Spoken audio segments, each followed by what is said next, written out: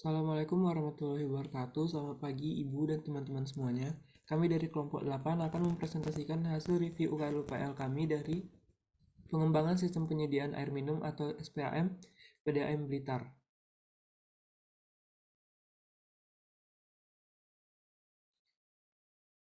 Yang pertama, anggota kelompok kami terdiri dari Alvin Gigis Bentoro NIM 114200027, Puput Aritri Wijayanti NIM 1142041, Deviana Nabila NIM 114200042, dan saya sendiri Muhammad Al-Maghribi NIM 114200068. Next. Nah, yang pertama topik yang akan kita bahas pada kali ini yaitu yang pertama identitas pemrakarsa, lalu yang kedua rencana usaha dan atau kegiatan, lalu yang ketiga dampak lingkungan yang ditimbulkan dan upaya pengelolaan lingkungan hidup serta upaya pemantauan lingkungan hidup, lalu yang terakhir jumlah dan jenis-jenis izin PPLH.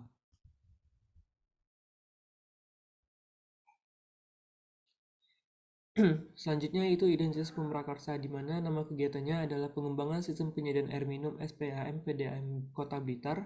Untuk alamat kegiatan di Kota Blitar, pemrakarsanya adalah PDAM Kota Blitar dan alamat kantor di Jalan Kalimantan nomor 46, Sananwetan, Kota Blitar, Jawa Timur. Untuk penanggung jawabnya yaitu Bapak Joni Sumarsono dengan jabatan Direktur PDAM Kota Blitar dengan alamat yang sama dengan PDAM Kota Blitar tersebut. Next.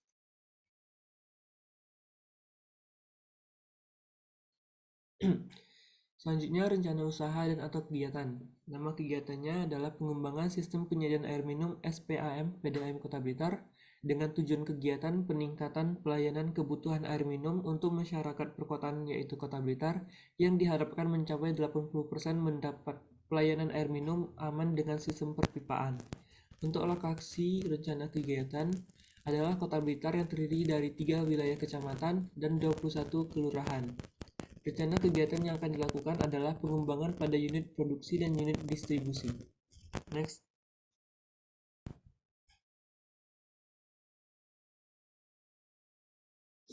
Berikut merupakan kualitas air baku PDAM, di mana secara umum kualitas air sumur di Kota Blitar masih di bawah standar baku mutu yang diterapkan oleh Menteri Kesehatan.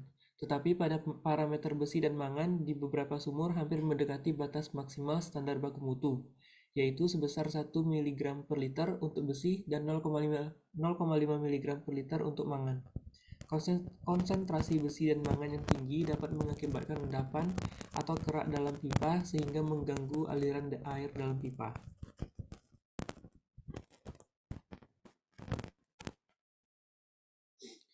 Selanjutnya, kondisi penyediaan air minum oleh PDAM Kota Blitar, di mana sumber air baku yang dimanfaatkan oleh PDAM Kota Blitar bersumber dari sumur bor dalam dengan berjumlah 22 unit, tetapi yang masih aktif atau yang digunakan sebanyak 8 unit, sedangkan yang lainnya mengalami kerusakan. Reservoir yang dimiliki oleh PDAM Kota Blitar sebanyak 6 unit reservoir yang terdiri dari 5 ground reservoir dan 1 elevated reservoir. Dari 6 reservoir tersebut, yang masih berfungsi hanya 5 dan 1 mengalami kerusakan. Sistem distribusi air di PDAM Kota Blitar menggunakan 2 sistem, yaitu dengan sistem pompa dan sistem gravitasi.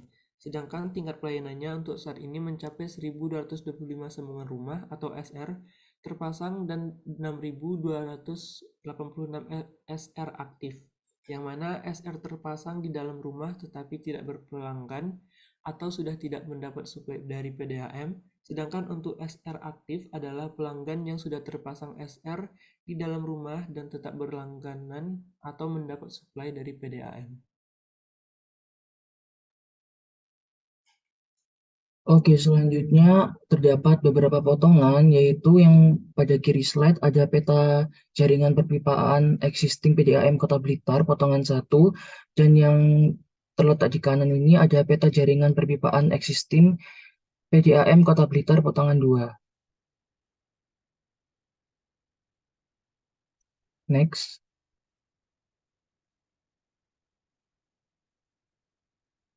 Kemudian selanjutnya terdapat peta jaringan perpipaan existing PDAM Kota Blitar, potongan 3 terletak di kiri, dan yang di kanan slide ada peta jaringan perpipaan existing PDAM Kota Blitar, potongan 4. Next. Kemudian terdapat peta jaringan perpipaan existing PDAM Kota Blitar potongan 5. Di kiri slide dan kanan slide terdapat peta jaringan perpipaan existing PDAM Kota Blitar potongan 6.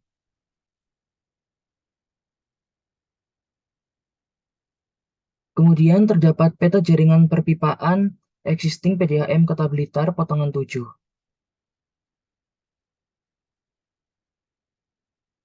Selanjutnya ada besaran rencana kegiatan. Rencana kegiatan pengembangan SPAM PDAM Kota Blitar secara umum merupakan pengembangan SPAM yang sudah ada. Dalam rencana kegiatan ini mengacu pada laporan studi kelayakan pembangunan sistem penyediaan air minum atau SPAM Kota Blitar dan detail engineering design SPAM Kota Blitar tahun 2018. Kemudian ada pun zona berdasarkan sistem penampung air baku PDAM Kota Blitar meliputi 8 zona. Yang pertama, terdapat zona Jalan Cut Nyak-Din, yang kedua zona Jalan Kalimantan, yang ketiga zona Jalan Brigjen Katamso, dan yang keempat zona Jalan Pakunden, dan yang kelima zona Jalan Panjaitan. Selanjutnya ada zona Jalan Patimura, kemudian ada zona Jalan Soekarno Atas, dan yang terakhir ada zona Jalan Soekarno Bawah. Nah, pada zona-zona tersebut, secara umum rencana kegiatan yang akan dilakukan ialah yang pertama, terdapat pengembalian kapasitas produksi dan kontinuitas dengan target pengembalian kapasitas produksi dari 90 liter per detik ke 95 liter per detik. Yang kedua, perbaikan dan peningkatan pelayanan dengan target penambahan kapasitas distribusi dari 5.286 SR ke 9.470 SR, serta target pengurangan angka kehilangan air dari semulanya 48,73% ke 34%, yaitu dilakukan penggantian jaringan pipa distribusi utama atau JDU yang sudah berumur yaitu sepanjang 7,44 km dan penambahan pipa baru sebesar 1,24 km untuk koneksi jaringan pipa JDU beserta aksesorisnya yaitu katup 199 unit. Kemudian terdapat zona Pakunden. Nah, ini ada rencana kegiatan di unit produksi. Yang pertama ada replacement sumur dan pompa 20. Kemudian yang kedua ada pembangunan ground reservoir. Yang ketiga ada pembangunan box outlet, washout, dan aksesoris. Kemudian selanjutnya ada pembangunan rumah genset.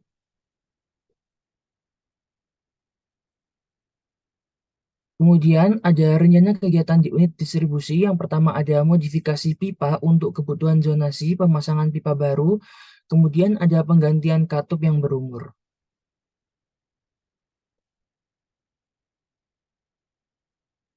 Kemudian terdapat peta rencana jaringan perpipaan zona Pakunden.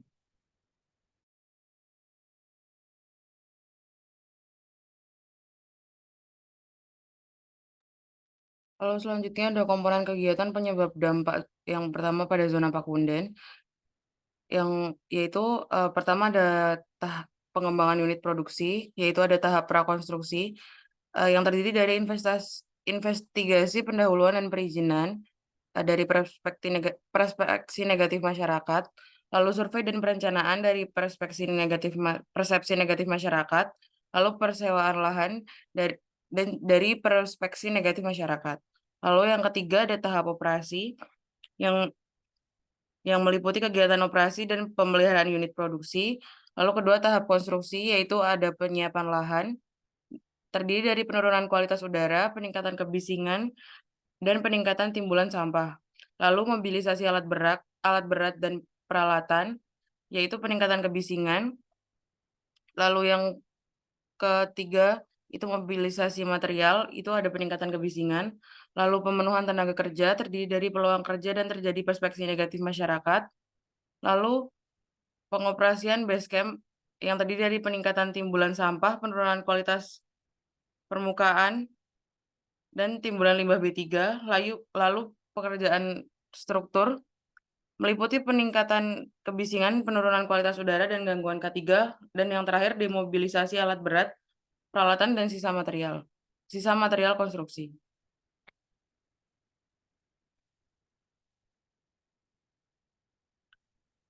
Lalu yang kedua adalah pengembangan unit jaringan distribusi utama atau JDU. Yang pertama ada tahap prakonstruksi terdiri dari investigasi pendahuluan dan perizinan, lalu survei dan perencanaan. Selanjutnya yaitu tahap konstruksi yang terdiri dari mobilisasi peralatan, mobilisasi material, pemenuhan tenaga kerja konstruksi, pengoperasian base camp, penyiapan lahan, lalu konstruksi penanaman pipa metode galian terbuka atau open trench, konstruksi penanaman pipa metode HDD, uji tekan pipa atau hidrostatic test, desinfeksi pipa, demobilisasi alat berat dan sisa material. Lalu yang ketiga ada tahap operasi, yaitu operasi dan pemeliharaan JDU.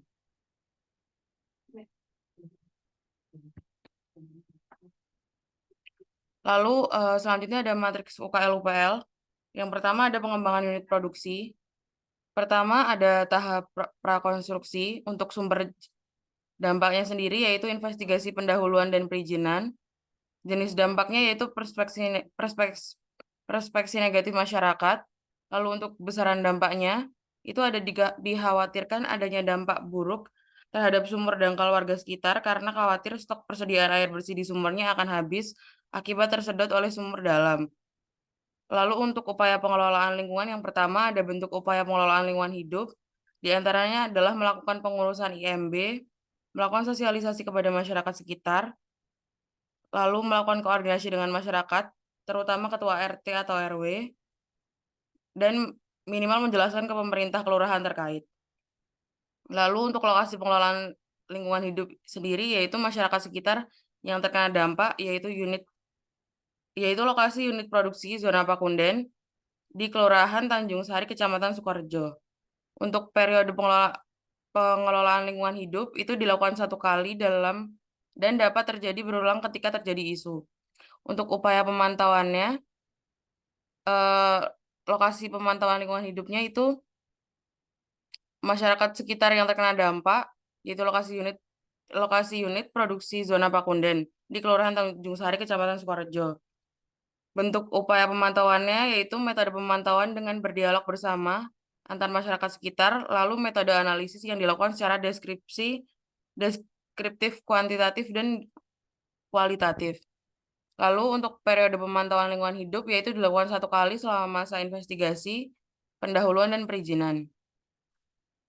Untuk institusi pengelolaan lingkungan, pelaksananya yaitu PDAM Kota Blitar, pengawasnya yaitu pemerintah Kelurahan Tanjung Sari, lalu Forkopimda Sukorejo, dan Dinas Lingkungan Hidup atau DLH Kota Blitar.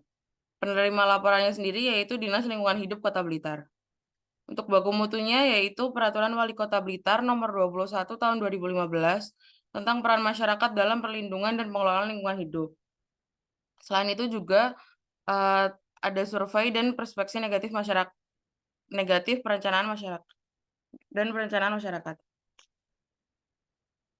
Lalu untuk tahap konstruksi, yang pertama ada penyiapan lahan. Jenis dampaknya yaitu penurunan kualitas udara. Besaran dampaknya bersumber dari debu yang berhamburan akibat dari pergerakan peralatan. Untuk upaya pengelolaan lingkungan hidupnya yaitu penyiraman atau pembasahan secara berkala 2 kali sehari, pagi sebelum dimulai kegiatan dan siang hari setelah makan siang, untuk mengurangi debu di dalam lokasi pembangunan dan sekitarnya, terutama untuk daerah-daerah rawan debu. Lalu lokasi pengelolaan lingkungan hidup sendiri yaitu pada lokasi kegiatan pembangunan unit produksi zona Pakunden, periode pengelolaan lingkungan hidup yaitu setiap hari selama kegiatan penyiapan lahan. Untuk bentuk upaya pemantauan lingkungan hidup yaitu pertama melakukan pemantauan terhadap efektivitas secara mereduksi debu akibat kegiatan penyiapan lahan di lapangan. Lalu melakukan wawancara dengan penduduk di sekitar dan metode analisa deskriptif kualitatif dan dari hasil pengamatan. Untuk lokasi pemantauan lingkungan hidup itu sekitar lokasi kegiatan pembangunan unit produksi zona Pakunden yaitu di Kelurahan Tanjung Sari, Kecamatan Tanjung Sari. Periode pemantauannya yaitu 1 kali selama masa kegiatan penyiapan lahan. Untuk institusi pengelola lingkungannya yaitu PDAM Kota Blitar dan kontraktor pelaksana konstruksi selaku pelaksana. Untuk pengawasnya yaitu pemerintah Kelurahan Tanjung Sari, Forkopimda Sukorejo, dan Dinas Lingkungan Hidup Kota Blitar. Untuk penerima laporannya yaitu Dinas Lingkungan Hidup atau DLH Kota Blitar. Baku mutunya sendiri yaitu Peraturan Gubernur Jawa Timur Nomor 10 Tahun 2009 tentang baku mutu udara ambien dan emisi sumber tidak bergerak di Jawa Timur. Lalu yang kedua ada penyiapan lahan.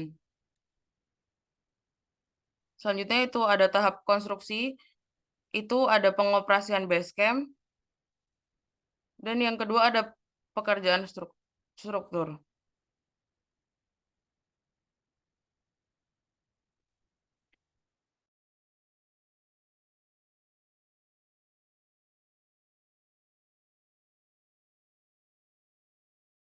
Lalu ada selanjutnya itu tahap operasi. Yang pertama ada kegiatan operasional dan pemeliharaan unit konstruksi.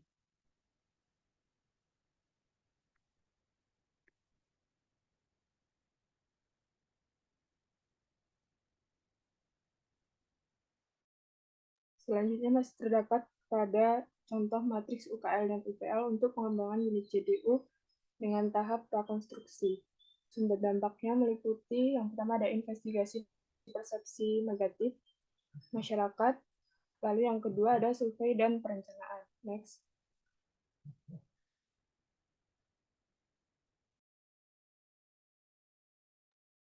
Yang kedua ada tahap operasi dengan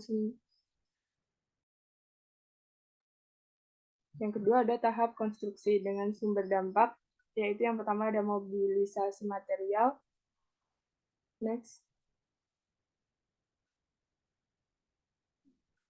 Yang terakhir ada tahap operasi dengan sumber dampak, yaitu ada operasi dan pemeliharaan jaringan distribusi utama atau JDU dan operasi genset.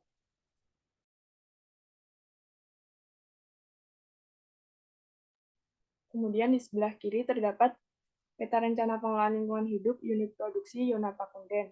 Sementara di sebelah kanan terdapat peta rencana pengelolaan lingkungan hidup unit JDU Yona Pakunden. Next.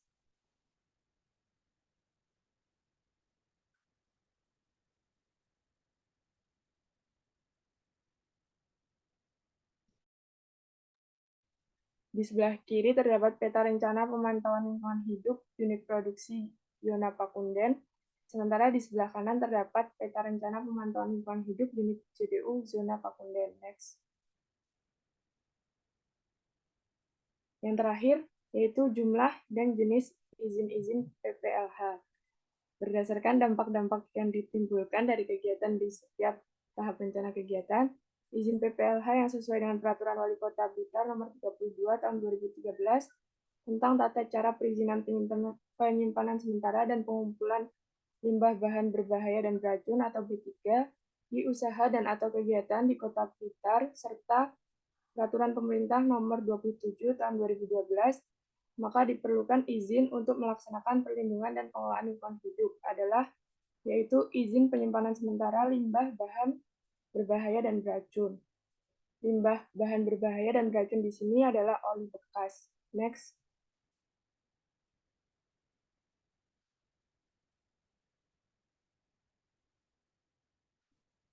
Sekian presentasi dari kelompok kami.